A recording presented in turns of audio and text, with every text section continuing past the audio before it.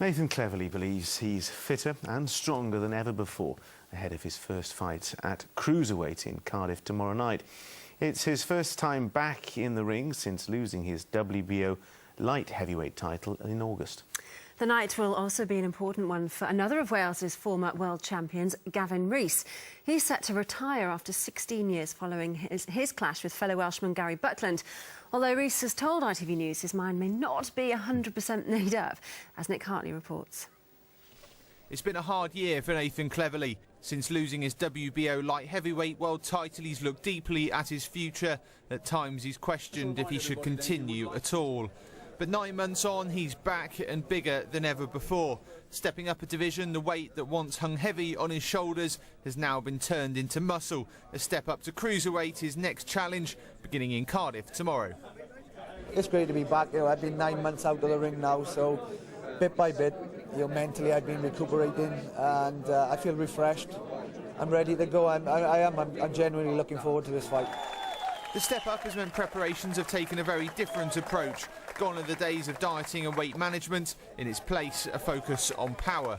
Naturally, I can relax more with my diet. I can just eat normally, and maybe less cardio work. Because I didn't need to burn any calories anymore. So that's a big bonus. I feel strong at the weight. In his way, though, stands Trinidad's Corbin, a seasoned pro in a division and a man more than comfortable fighting away from home. His advice to Cleverly: prepare for a rough night. The bigger the weight, the harder the guys hit, and you step in from light heavy to cruiserweight just in the first fight. You're looking for a smaller weight, you're looking for a bigger weight to come around, well then you're creating problems for your own self. A bumper night of Welsh boxing will also get a glimpse of the man many hope will follow in Cleverly's footsteps, Selby. His clash with Romelu Koasica could set up a world title shot later in the year. Welsh boxing will also bid farewell to one of its great servants tomorrow. Gavin Rees has plied his trade for over 16 years, winning a world title along the way. But tomorrow's bout with training partner Gary Buckland is expected to be his last, but could he change his mind? Nah, hopefully not, but obviously if I go out there Saturday, perform the way I know I can, look great. But like I say, I've got other things outside boxing now and other adventures. Like I say, I'm 34. You only get worse as you get older, so it'd be wise for me to walk away. While the top pros battle it out, the night will also offer up an unlikely chance for one local fighter. Mitchell Buckland has only appeared in small shows until now, but with Welsh boxing on a high and a star-studded lineup in town, he's been handed the chance to appear alongside his heroes. My last fight was on Box of the Celtic title, top of the bill, in a little small town show, and then they offered say you can box on that show, and it's like a world title fight after that, and So young talent coming up, established pros calling it a day. A busy weekend for Welsh boxing, and an important one too, as it looks to reclaim world honours. Should be quite a Well, night. it's time for tonight's sport now, and Claire is here. Claire. Lucy, thank you very much. Hello, good evening. Former world champion Nathan Cleverly is preparing to begin a new era at a new weight as he tries to bounce back from his first career defeat. He's put on almost 2 stone for his cruiserweight debut against Corbin from Guyana.